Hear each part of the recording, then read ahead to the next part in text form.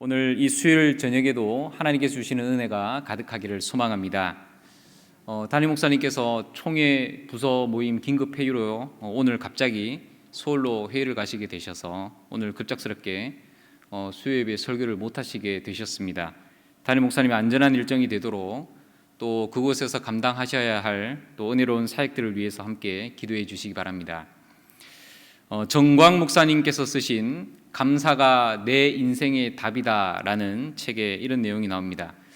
혹시나 헷갈리시는 분들이 계실까봐 요즘 뉴스에 자주 나오시는 그 사랑 무슨 거기가 아니시고 전광 목사님이십니다. 거기에 제천 영광교회를 담임하는 이태규 목사님이라는 분의 이야기가 나옵니다. 라빈이라는 넷째 아이가 있었대요. 근데 이 막내 아이가 태어날 때부터 복합 심기형이라는 선천적인 질병을 가지고 태어났다고 합니다. 아마 이 심장 쪽에 기형이 있는 복합적인 문제가 있는 기형을 가지고 태어난 것 같아요.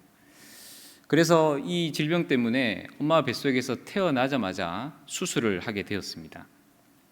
그 작은 아이를 수술대에 올려야 되는 부모님의 마음이 어떠했겠습니까?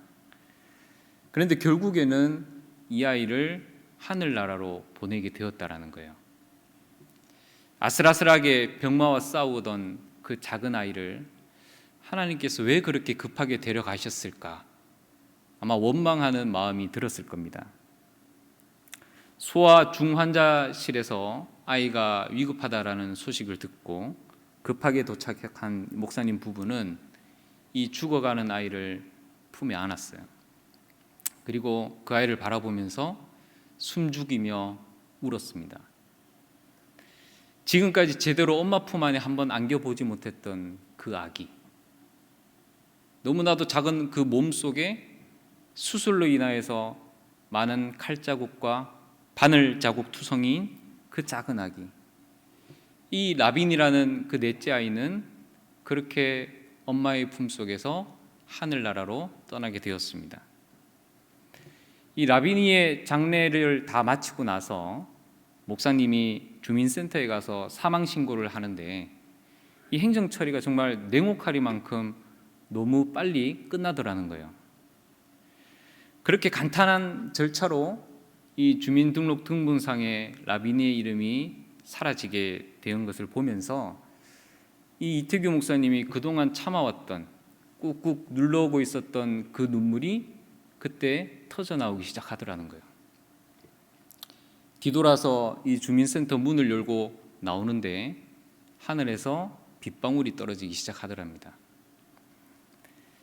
자동차 안으로 뛰어들어가서 차에 기다리고 있던 사모님과 부둥켜 울기 시작합니다. 빗방울이 있고 굵은 빗줄기로 바뀌게 되면서 그 빗소리가 마치 하나님께서 자신들을 위로해 주시며 함께 울어주시는 것처럼 느껴졌대요. 태규야, 차선아, 자식을 잃은 그 마음 얼마나 아프니? 내가 그 슬픔 안다. 나도 안다. 다 안다. 그때 이태규 목사님의 마음에 깨달음이 있으셨대요. 견딜 수 없는 그 슬픔의 파도 속에서도 하나님께서 위로해 주시는구나. 고통 속에서 통곡하면서도 우리는 감사할 것을 찾을 수 있는 거구나. 시련 속에서 오히려 더 굳건한 감사의 씨앗을 뿌려질 수 있는 거구나. 그래서 참다운 감사는 정말 그 견딜 수 없는 극심한 고통 가운데 속에서도 피어오른다는 것을 깨닫게 되었다는 거예요. 오늘 우리가 읽은 이 본문의 말씀도 환난 가운데, 고난 가운데 우리를 만나주시고 우리를 위로해 주시는 그 하나님을 만날 수 있게 됩니다. 바울이 교회의 문제를 해결하기 위해서 고린도 전서를 그 고린도 교인들에게 보냈을 때 그 사람들은 바울의 편지를 받고도 달갑게 받아들이지 않았습니다. 이에 교회를 방문을 해서 바울이 그 문제들을 해결하려고 했지만 그 결과도 그렇게 신통치 못했습니다.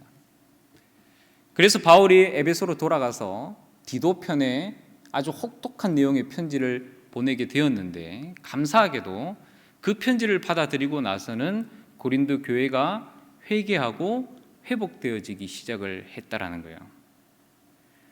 그런데 그 와중에 거짓 사도들이 그 교회로 들어가게 됩니다. 그래서 교회를 어지럽히고 분란을 만들기 시작했어요.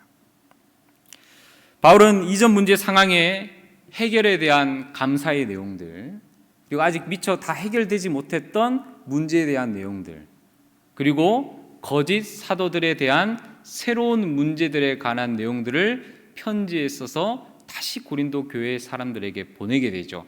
그게 고린도 후서의 시작이 되는 겁니다. 흔히 사람들은요, 신을 믿으면 내 삶이 편해지기를 바라는 기대감을 가지고 신을 믿습니다. 일이 술술 잘 풀릴 거라는 기대감을 안죠. 그래서 신앙인인 우리도 마찬가지로 우리가 하나님이라고 생각을 하면 막상 딱 떠오르는 단어가 축복 아니면 형통함, 이런 단어들이 먼저 떠오르기 마련이죠. 그래서 신앙생활을 잘 하기만 하면, 신앙생활을 그냥 열심히 하기만 하면 내 인생 가운데 어떠한 고난도 피해갈 수 있을 것처럼 생각이 들기 마련입니다. 그런데 여러분, 한번 잘 생각해 보세요. 우리가 신앙생활을 해왔던 우리의 과거의 모습들을 생각해 봤을 때 정말로 고난은 다 피해가고 늘 좋은 일들만 가득했습니까? 그런데 성경 안에도 보면 우리 믿음의 조상이라고 하는 사람들도 고난 가운데, 어려움 가운데 믿음을 지키며 살아갔던 인물들이 많이 있어요. 아니, 어떻게 보면 거의 대부분의 믿음의 조상들은 그 어려운 가운데 속에서 믿음을 지키며 살아가다가 이제는 정말 안 되겠다는 그 순간까지 밑바닥같이 내려갔다가 그때 하나님께서 세워주시고 그들을 일으켜 세워주시는 모습들을 보게 됩니다. 우리가 지금 새벽마다 매일 성경으로 창세기를 묵상하고 있는데 거기에 나오는 요셉의 인생도 마찬가지 아니었습니까? 성경에서는 그를 가리켜서 형통한 사람이다라고 이야기를 하는데 우리가 알고 있는 형통이라는 단어와 이 요셉의 삶이 똑같은 삶을 살아가고 있습니까? 아니죠. 성경에 보면요, 오히려 복음을 전하다가 고난을 당하는 사람들의, 어려움을 당하는 사람들의 이야기가 더 많이 나와 있습니다. 고린도 교회를 안타까워하고 그들에게 편지를 쓴 바울도 마찬가지였어요. 오히려 이 바울이 사울이었을 때에 예수님을 핍박하고 예수를 믿는 사람들을 잡아 가두던 그 당시에는 사회적인 지지층도 있었던 아주 잘 나가던 사람이었습니다. 그랬던 이 바울이 예수님을 만났어요. 예수님을 믿게 되었어요. 믿음을 지키며 살아가다 보니까, 복음을 전하며 살아가는 삶을 살아가다 보니까 이제는 세상이 바울을 가만히 놔두지 않는 거예요. 복음을 전하는 사람이 어려움을 당하게 돼요. 하지만 바울은요, 이 복음으로 인한 어려움, 자신이 복음을 전하면서 당하게 되는 그 어려움을요, 다른 의미로 받아들이기 시작합니다. 자, 이제 이 편지의 처음에 바울이 자신에 대해서 소개하는 내용이 나옵니다. 1절을 말씀해 보니까 하나님의 뜻으로 예수 그리스도의 사도가 된 나 바울이라고 이야기가 나옵니다. 여러분, 고린도 교회가 어떤 교회입니까? 바울이 세운 교회 아닙니까? 이 초기의 설립 개척 목회자인 바울이 자신이 피땀 흘려서 세운 이 고린도 교회에다가 이야기를 하고 있는 거예요. 저기요, 제가 사실은 그러니까 그냥 목회자가 된 사람이 아니라, 그냥 이 교회를 세웠던 게 아니라 하나님의 뜻으로 사도가 된 그런 사람이에요 라고 마치 변명하는 것처럼 그 사람들을 설득하고 있다는 거예요.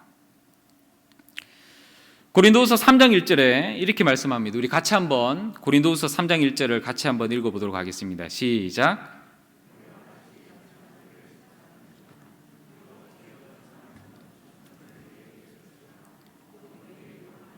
필요가 있느냐? 예전에 사람들은요, 추천서나 아니면 자기가 자기 자신을 추천하는 자천서를 가지고 다녔대요. 12사도가 추천하는 그런 추천서. 이 사람은 교회의 지도자로 아주 적합한 인물입니다. 그래서 우리가 이 사람을 추천합니다. 그런데 만약에 이런 추천서가 없는 사람은요, 자기가 자신을 나타내는, 그래서 다른 상대방을 설득시킬 수 있는 자천서를 들고 다녀야 되는 거예요. 지금으로 치면 자소서죠. 자기소개서. 나는 이런 사람입니다.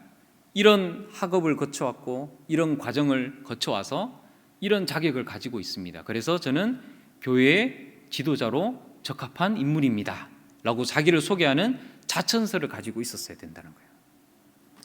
그런데 바울은 이런 추천서도 자천서도 없었다는 거예요.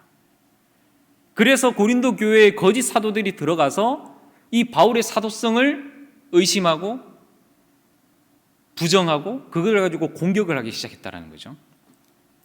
제가 만약에 바울이었다면 정말 섭섭했을 것 같아요. 너무너무 서운했을 것 같아요. 저도 한 번씩 우리 가족들과 함께 장을 보러 마트에 갑니다. 이제 저녁에 아이들까지 다 데리고 마트에 가는데, 이 마트에 가면 가끔 우리 상당교회 교인들을 마주칠 때가 있습니다. 그런데 이제 장을 보러 가니까 옷을 좀 편하게 입고 다니겠죠. 평소 교회 올 때는 이렇게 정장을 입지만 이제 마트에 장을 보러 갈 때는 청바지에 티셔츠 같은 거를 입고 편하게 가게 되는데, 복장이 바뀌어서 그런지 저를 몰라보시는 분들이 간혹 있어요. 그래서 저는 그분을 대부분 딱 알아보겠는데 그분은 이제 저를 몰라보는 거죠. 요즘은 또 마스크까지 쓰니까 그죠? 더 모르시는 거죠. 어떻게 이렇게 선한 눈을 모르실 수가 있죠? 그래서 어쨌든 이렇게 마스크까지 쓰니까 저를 이제 더 몰라보시는 분들이 많아요. 아마 반대의 경우도 있겠죠. 제가 몰라보고 그분이 저를 알아보는 경우도. 그래서 저는 반가운 마음에 그분한테 인사를 하려고 이렇게 반가운 마음에 딱 가는데 모르고 이렇게 지나치시면 그게 또 그렇게 또 좀 섭섭한 마음이 들더라고요. 근데 여러분 한번 생각해 보세요. 내가 만약에 바울이었다면 얼마나 섭섭하고 서운한 마음이 들겠습니까? 그런데 바울은요, 그런 섭섭한 마음을 잠시 뒤로 물렸어요. 그리고 이 모든 일이 하나님의 뜻 안에서 이루어진 일이다 라고 고백을 했다라는 거예요. 우리는 언제나 하나님의 뜻을 쫓으며 살아가야 되는 거예요. 여러분, 그레이하운드라는 개가 있습니다. 머리는 되게 뾰족하고요, 뒷다리는 길쭉하고 몸은 되게 말랐는 것 같은데 보면 전부 다 근육질인 그런 개예요. 이 체형이 치타와 되게 흡사합니다. 이 그레이하운드는 개 중에서 가장 빨리 달릴 수 있는 개예요. 그래서 경마같이 이 그레이하운드끼리 경주를 시켜서 달리기 시합을 해서 이제 경기를 하는 그런 시합들이 있어요. 사람들은 어떤 개가 오늘 우승을 할지 예상을 하고 거기에다가 돈을 겁니다.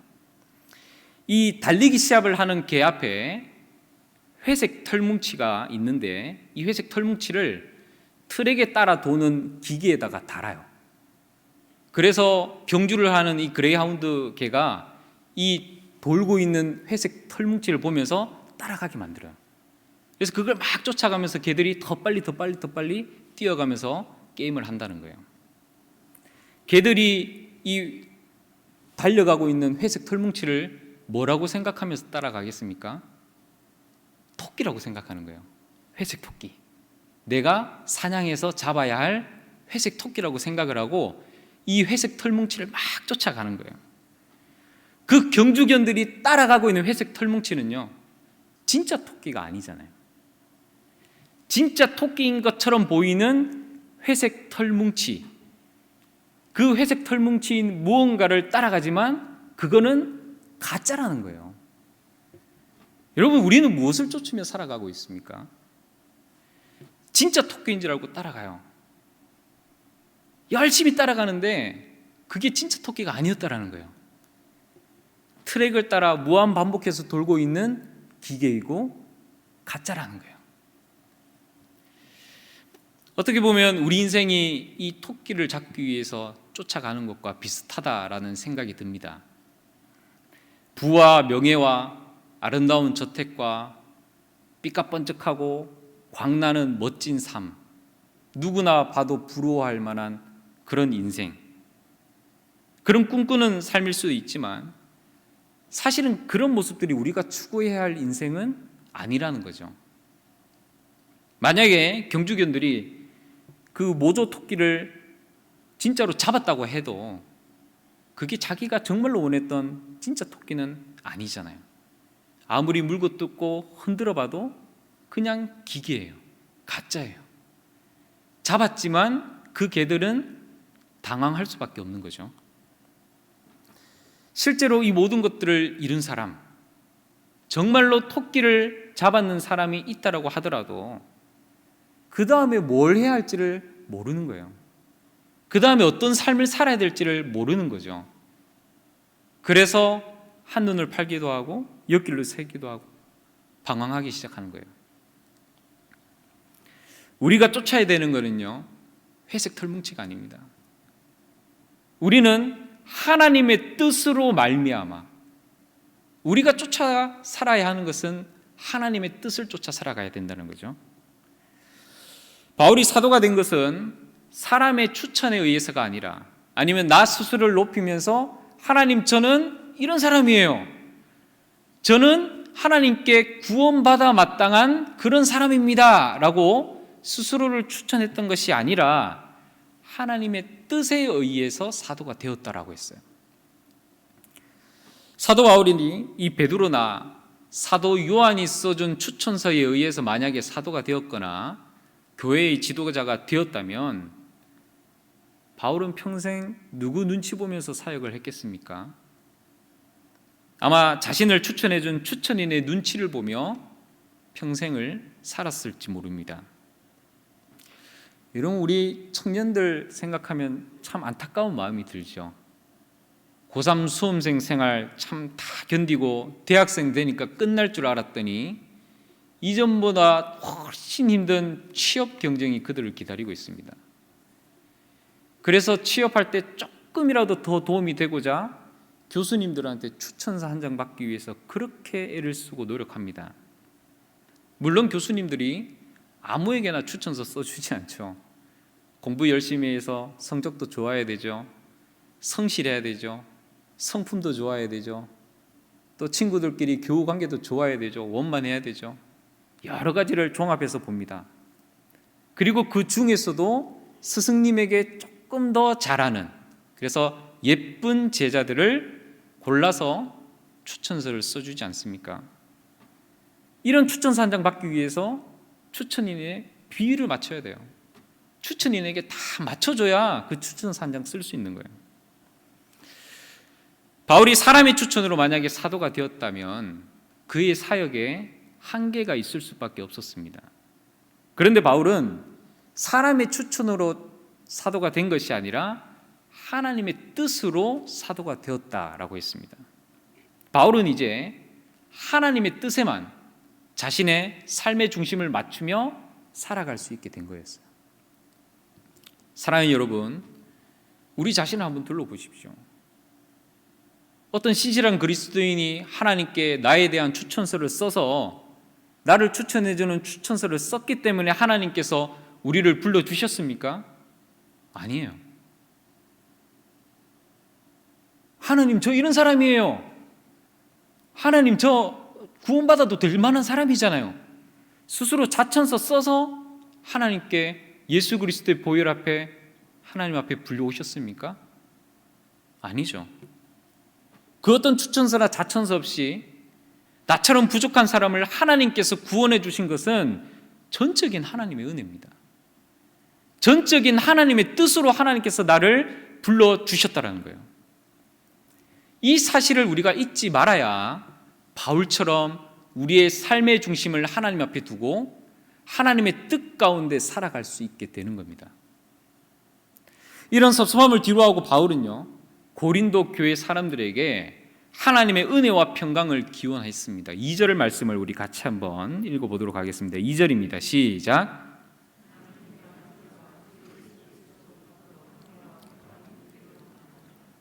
하나님 우리 아버지와 주 예수 그리스도로부터 은혜와 평강이 있기를 원하노라. 은혜는 하나님의 넘치는 사랑을 이야기를 하죠.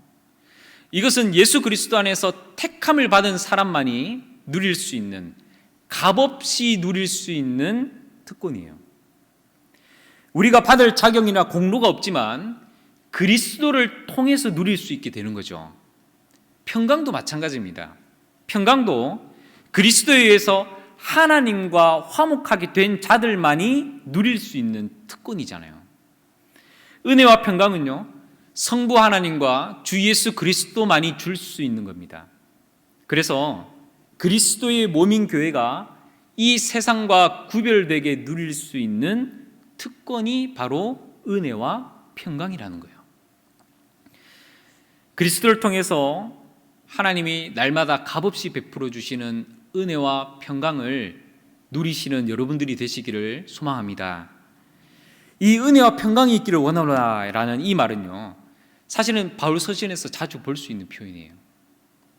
그런데 마게도냐에서 이 고린도 교회가 회복되었다라는 소식을 듣고 고린도 후서라는 이 편지를 쓰게 되었을 때, 그래서 너희에게 하나님께서 주시는 은혜와 평강이 있기를 원하노라라는 이 내용을 쓸 때 바울이 느꼈을 그 감동을 한번 생각해 보세요, 여러분.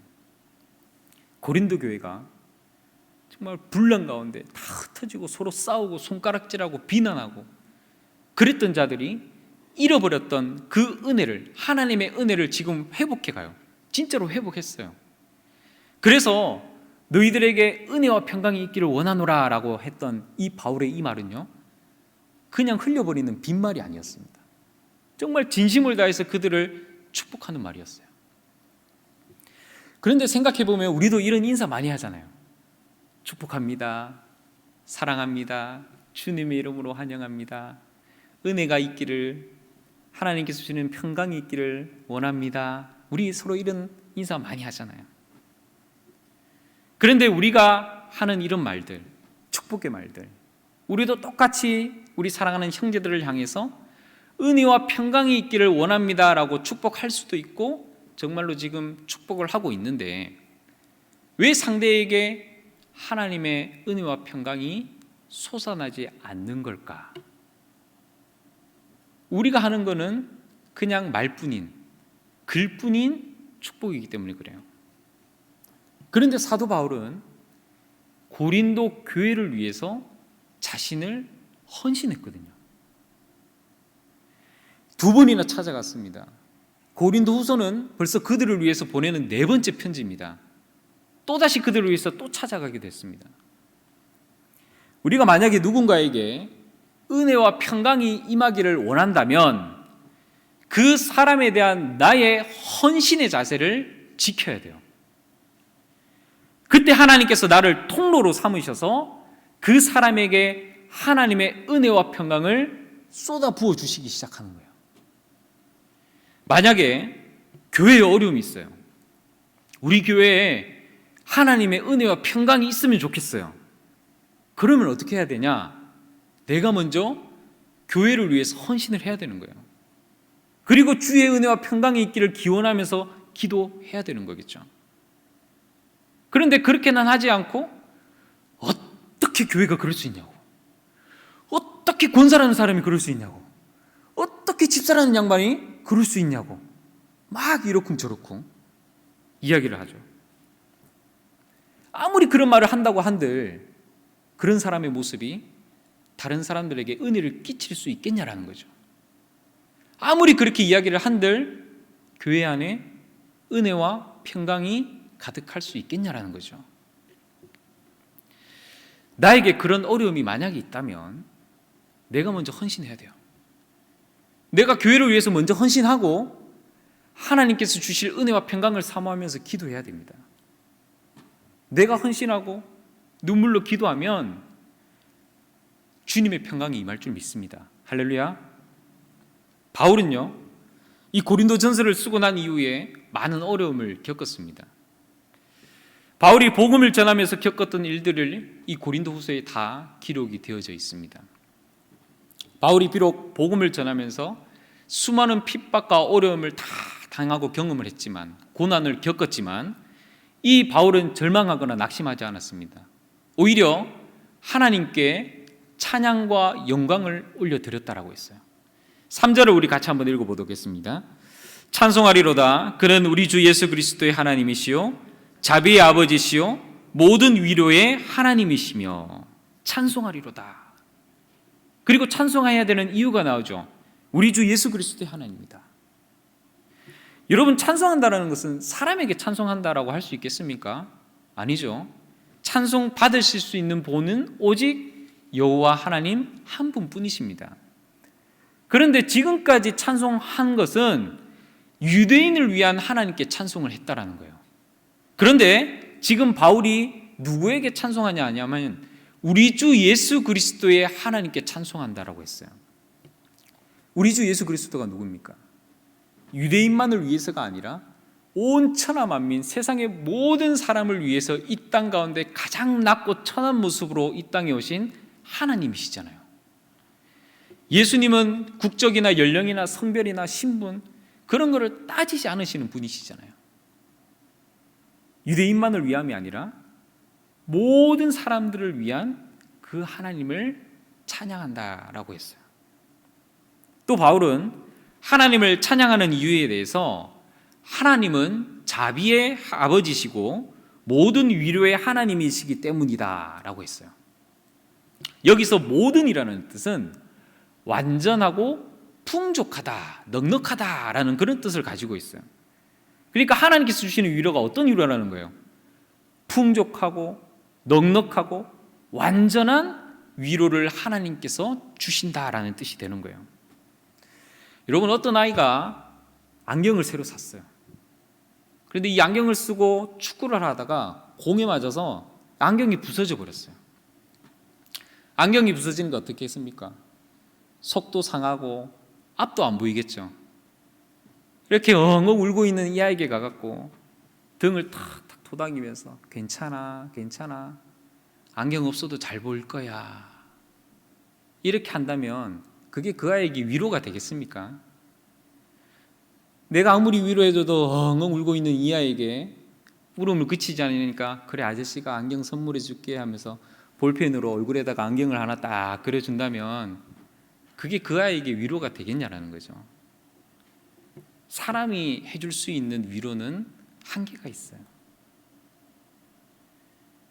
그런데 하나님의 위로는 빈말뿐인 위로가 아니라는 거예요. 그냥 말로만 하는 위로가 아니라 정말로 그 문제를 해결해 줄 수 있는 위로를 하나님께서 우리에게 주실 수 있다는 거예요. 그래서 진짜 위로가 되시는 분이 바로 우리 하나님이시라는 거죠. 하나님은 모든 위로의 하나님이시기 때문에 시편 23편 4절 말씀에 보면 내가 사망의 음침한 골짜기로 다닐지라도 모든 위로의 하나님이신 주님께서 나와 함께 하심으로 나의 지팡이와 막대기가 되셔서 나를 안위하시나이다 라고 얘기하잖아요. 우리를 안위해 주시는 그 하나님으로 말미암아 우리는 그분을 찬양하고 영광을 올려드릴 수 있다는 겁니다. 4절에 하나님이 어떤 위로의 하나님이신지를 설명을 해주죠.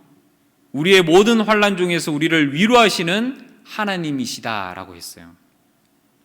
하나님의 위로는 어떤 위로라고 했습니까?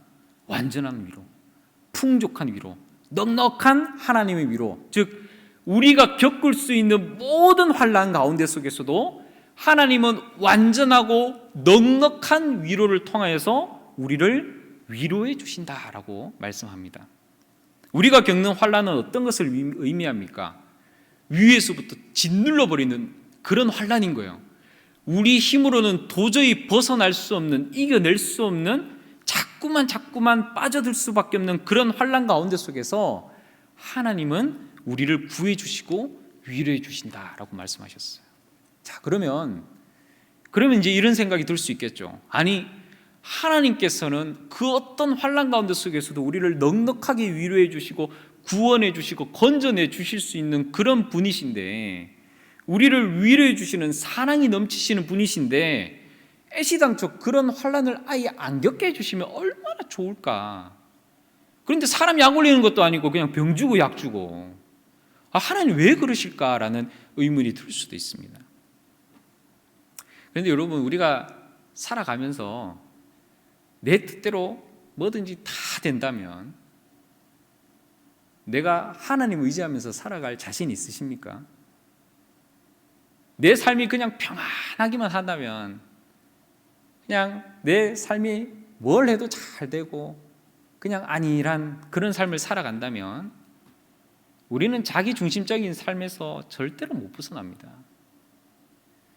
왜 하나님께서 우리에게 때로는 환난을 주시고 그 가운데 우리에게 위로를 주시는가 하면, 그 환난을 통해서 위로받는 그 믿음을 경험하게 하시고, 또 우리는 환난을 당한 자를 위해서 위로해주는 성숙한 그리스도인으로서 성장해 나가게 되는 거예요. 성숙한 신앙과 미성숙한 신앙의 차이가 바로 여기 있는 거죠. 위로를 받기만 하는 것에 만족하는 사람과 위로를 받음을 통해서 다른 사람을 위로해 줄 수 있는 사람이 되는 것, 그것의 차이가 있는 겁니다. 그래서 내가 예수 그리스도의 위로를 위한 통로가 되는 거예요. 내가 환난을 당해 봤을 때만 환난을 당한 사람을 볼 수 있는 눈이 생기는 거예요. 내가 환난을 당해봐야 이 환난 당해서 신음하고 있는 사람의 소리를 들을 수 있는 귀가 생기는 거예요. 내가 환난을 당해봐야 환난 당한 사람을 위로해 줄 수 있는 입이 생기는 거거든요. 하나님은 환난 중에 있는 하나님의 사람을 위로하시는 분이세요. 하나님은 복음을 가지고 중심을 지키며 살아가는 사람들이 그 시련과 어려움을 이기고 극복할 수 있도록 도우시는 분이십니다. 그래서 바울은 하나님께 특별히 감사할 이유가 뭐냐 하면, 자신이 당한 고난으로 인하여서 다른 사람들, 같은 처지에 있는 사람들을 이해해주고 도와줄 수 있기 때문에 하나님께 감사한다라고 했어요. 바울은 지금 공동체적인 차원에서 이 고난을 이해하고 있는 거예요. 우리의 사역과 섬김들이 이제는 개인의 차원을 넘어서야 되는 거예요. 그리고 교회를 위해서, 우리 믿음의 공동체인 교회의 유익을 지향하며 나가야 된다는 거죠. 5절 말씀에 그리스도의 고난이 우리에게 넘친다라고 했습니다. 여기서 말하는 우리는요, 짧게는 지금 마게도냐에 있는 성도들, 고린도에 있는 성도들을 얘기할 거고, 더 넓게는 2000년 뒤를 살아가고 있는 우리 모두에게 다 해당되는 말일 겁니다. 그리스도의 길을 걷는 자들이 겪을 수밖에 없는 넘치는 고난들이 마찬가지로 넘치는 그리스도의 위로로 말미암아서 그런 것들이 다 위로받을 수 있다라고 말하고 있어요. 이 위로는 세상이 주는 위로랑은 다른 겁니다. 이 위로는 친구로부터 받는 위로랑은 다른 위로인 거예요. 그리스도로 말미암아 주는 위로라는 거죠. 바울이 고린도에 처음 갔을 때 하나님의 말씀을 전했습니다. 그때 장막을 지어 팔아 그 돈을 가지고 자비랑을 가지고 선교를 했을 때에 유대인으로부터 정말로 많은 핍박과 고난을 받았거든요. 그런데 그날 저녁에 예수님께서 이 바울을 찾아와서 뭐라고 말씀했냐면, 사도행전 18장 9절 10절입니다. 밤에 주께서 환상 가운데 바울에게 말씀하시되 두려워하지 말며 침묵하지 말고 말하라.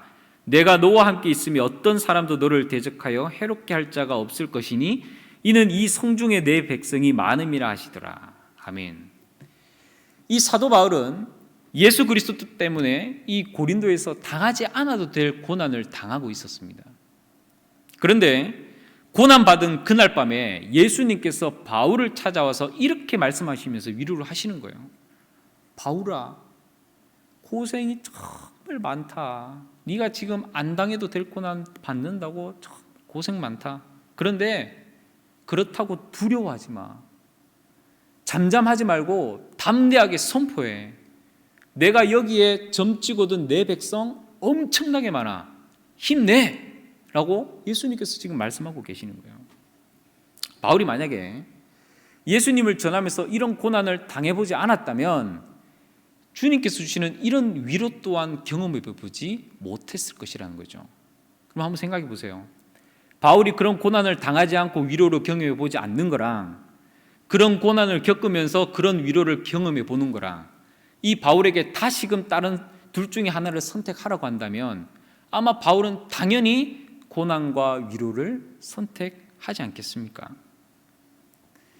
우리가 세상을 살아갈 때에 그리스도인이기 때문에 이 세상을 살다가 손해를 봤다면, 그런데 그게 예수 그리스도 때문에 받는 손해라면 그 손해를 기꺼이 받아들일 준비가 되어 있어야 되는 겁니다.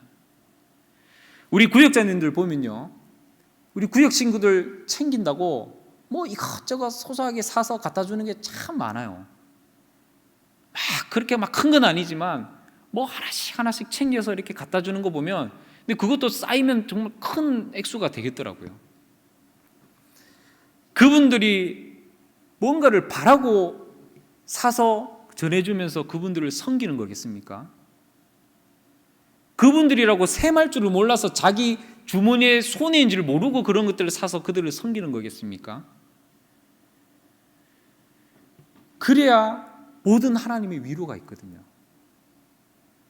그때 주님과 나와의 관계가 점점 깊어지고 가까워진다는 거예요. 우리가 신앙생활 하면서도 여러 가지 어려움과 고난을 당할 때가 있습니다.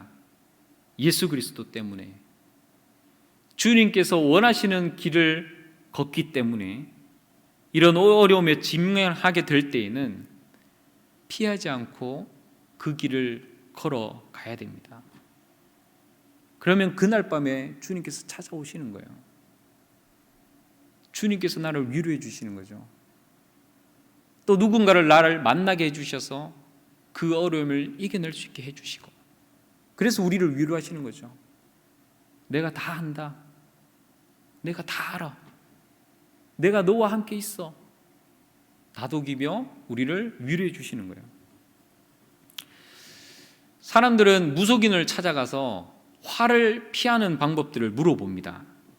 그러면 점쟁이들이 이렇게 얘기를 하죠. 올 여름에는 물을 조심하세요. 아, 그때 그 용하던 점쟁이가 물을 조심하라고 했지? 이번 휴가는 물 없는 데로 가야 되겠다 해서 휴가를 보냅니다. 별일 없이 여름 잘 났어요. 야, 그 점쟁이가 물을 조심하라고 했더니 물 조심하니까 정말 별일 없이 잘 넘어갔네. 야, 그 점쟁이 진짜 용하다. 그런데 만약에 야, 뭐 그렇다고 별일이 있겠어 하고 물에 갔는데 물에 빠질 뻔했어요. 아휴, 그때 점쟁이가 물 조심하라고 했는데 말 들을 걸. 어찌해도 점쟁이 말이 맞는 거예요, 그죠? 사람들은 화나 고난을 피하기 위해서 신을 찾아갑니다. 그런데 그리스도인들은 그리스도인이기 때문에 당하는 그 고난을 두렵고 피해야 되는 것이 아니라 그냥 통과할 관문에 불과하다는 거예요. 물론 고난을 겪지 않으면 좋겠죠. 그런데 설령 이 고난이 있다 하더라도 그건 우리가 허우적대고 빠져나올 수 없는 그런 늪 같은 것이 아니라 주님께서 주시는 위로가 있을 때 넉넉하게, 완전하게, 풍족하게 이길 수 있는, 승리하는, 그래서 우리를 더 성숙해 하는 하나의 과정에 불과하다는 거예요. 모든 그리스도인들은 예수 그리스도 안에 공동인 운명체를 가지고 있습니다. 사도 바울이 예수님과 연합되어져 있고 고린도 교회 교인들이 예수님과 연합되어져 있기 때문에, 그래서 사도 바울이 환난을 당했기 때문에 이 고린도 교회 교인들의 그 환난을 이해할 수가 있게 되는 거죠. 사도 바울이 위로를 받았기 때문에 고린도 교인들에게 있을 주님의 위로를 기대하면서 그들을 격려할 수가 있게 되는 겁니다.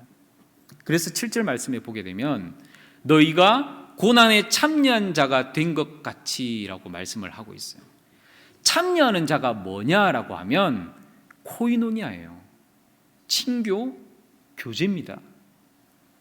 그런데 이 그리스도인의 코이노니아는 즐거울 때 만나고 먹고 마시면서 즐겁게 이야기를 나누는 것에만 국한되는 것이 아니라 여기에는 환난과 위로가 동시에 포함되어져 있는 거예요.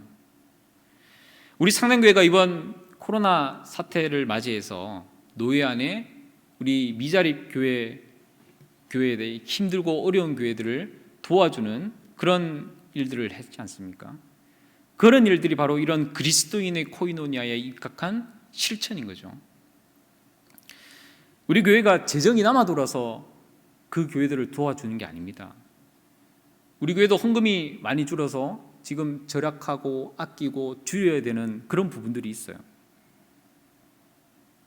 그래도 우리가 도와줄 수 있는 것은 그래도 우리 상당교회가 나으니까, 그래도 우리 상당교회가 경남 노예를 대표하는 교회니까 우리보다 더 부족하고 힘든 교회들을 위해서 그들을 돕고자 나누고 지원하는 거잖아요. 그래도 참 감사한 것은요, 담임 목사님께서 이 얘기를 한 2번 정도 얘기를 하셨던 것 같은데, 우리 교회가 이런 일을 한다고 하니까 아니 뭐 우리 교회도 재정이 부족하다면서 뭐 하려고 그래? 라고 이야기하는 사람은 없다라는 거예요.